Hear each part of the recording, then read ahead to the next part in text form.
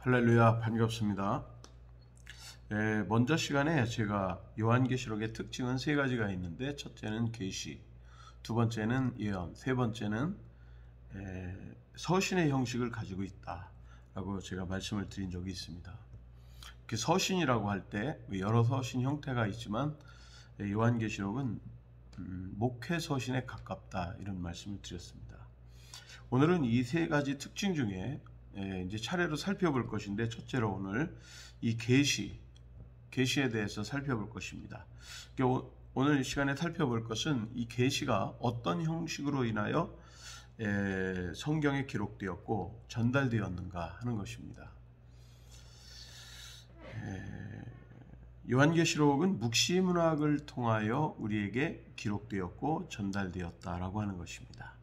그래서 요한은 계시를 묵시문학적 방법을 통하여 그가 익숙하게 알고 있던 그 방법을 통하여 오늘 본문을 우리에게 소개하고 있는데, 그러면 먼저 우리가 묵시문학의 특징은 그러면 어떤 것이 있을까 한번 생각해 봐야 됩니다.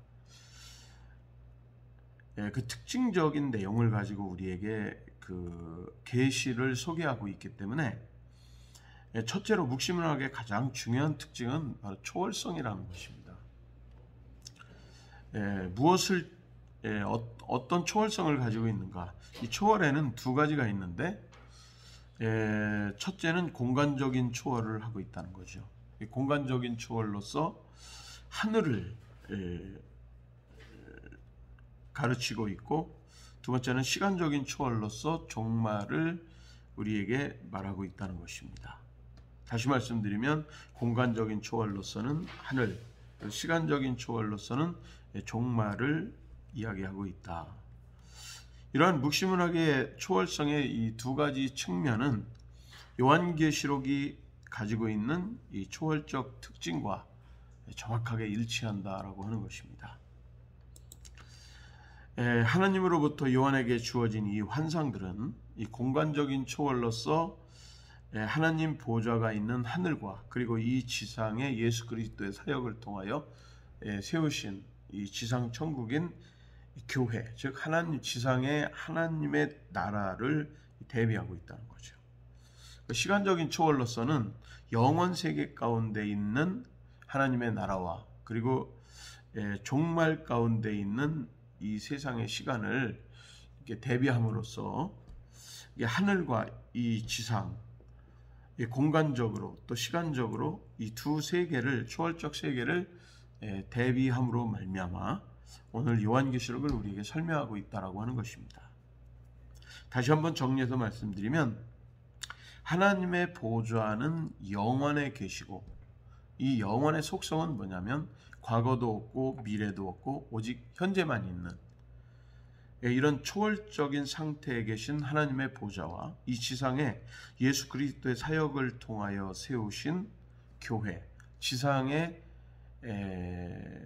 하나님의 보좌가 있는 교회, 하나님의 나라, 이 두 세계를 대비하면서 오늘 요한계시록을 전개하고 있다는 것입니다.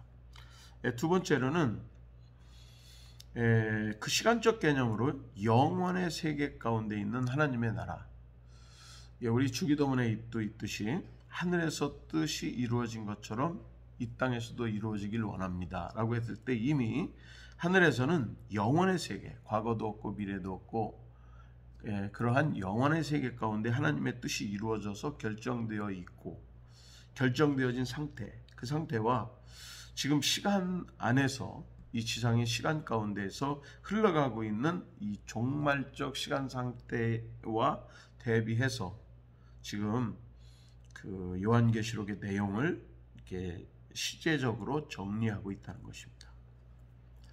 그래서 이 요한은 영원에 속한 하늘과 지상의 어떤 시간적 종말 가운데 있는 이 지상의 상태를 자유롭게 이렇게 넘나들면서 하나님으로부터 받은 이 비전적 계시를 오늘 우리에게 이렇게 기록으로 전달하고 있다라고 하는 것입니다. 여러분, 하나님은 요한이 그 익숙한 묵시문학적 기법을 통해서 그에게 그 상징적인 환상 기법을 통하여, 환상의 어떤 경험을 통하여 그에게 전달하고 있습니다. 그리고 두 번째 우리가 생각해 볼 것은 특별히 이러한 계시록의 어떤 초월성으로 중요하게 취급되는 것이 바로 교회라고 하는 것입니다. 요한은 현재 하늘에 존재하는 교회의 모습, 다시 말하면 요한계시록 4장 그리고 또 7장에 보면 9절부터 17절까지 하나님 보좌 앞에 올라간 영원의 세계 가운데 올라가 승리한 바로 교회의 모습들을 우리에게 소개하고 있고요. 또 미래에 완성될 교회의 모습인 요한계시록 21장, 22장 새하늘과 새 땅을 미래에 가서 현재처럼 보면서 오늘 우리에게 또 선언적으로 이렇게 소개하고 있다는 것입니다. 그리고 이 두 존재가 동떨어진 것이 아니라 아주 밀접한 유기적인 관계를 가지고 우리 가운데 소개되고 있고요. 그래서 교회는 현재 하늘에서 종말적 완성의 상태를 경험하고 있다는 것입니다.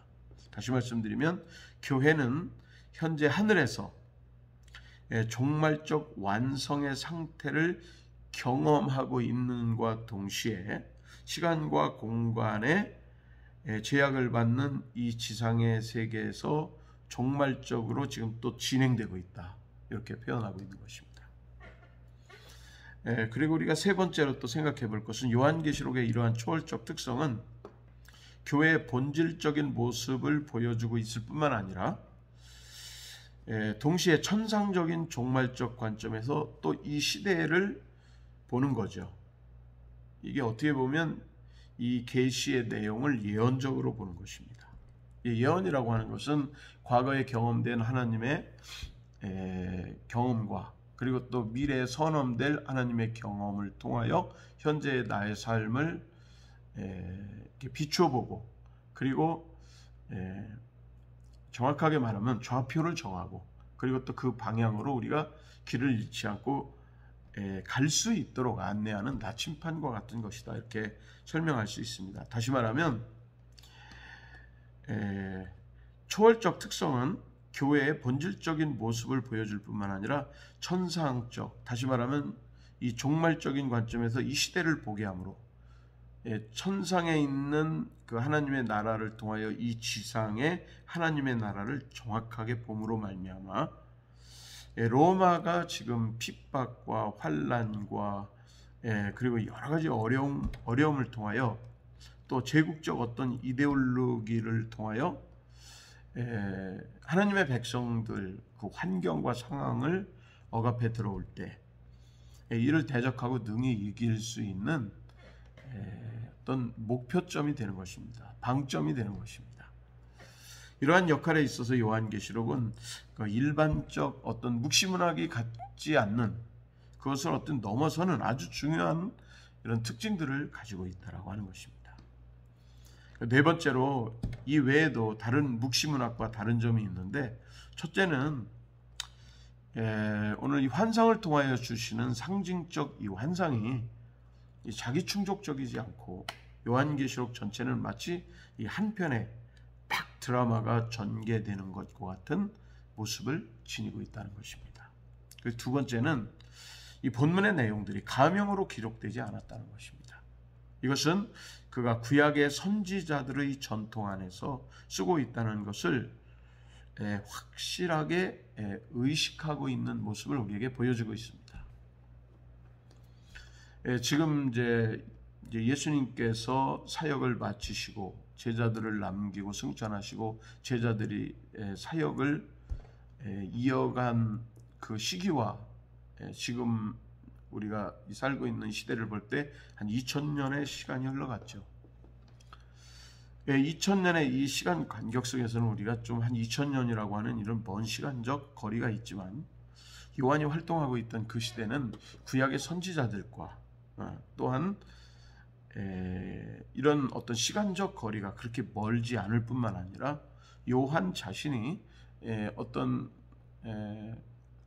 그 구약의 예언자들의 그 활동의 어떤 그 분위기 가운데 그런 환경, 문화 가운데에서 그가 적응하고 이해하며 자랐다고 하는 것입니다. 성장했다고 하는 거죠. 그렇기 때문에 하나님은 어떤 그런 상황, 문학적 기법 이런 것들을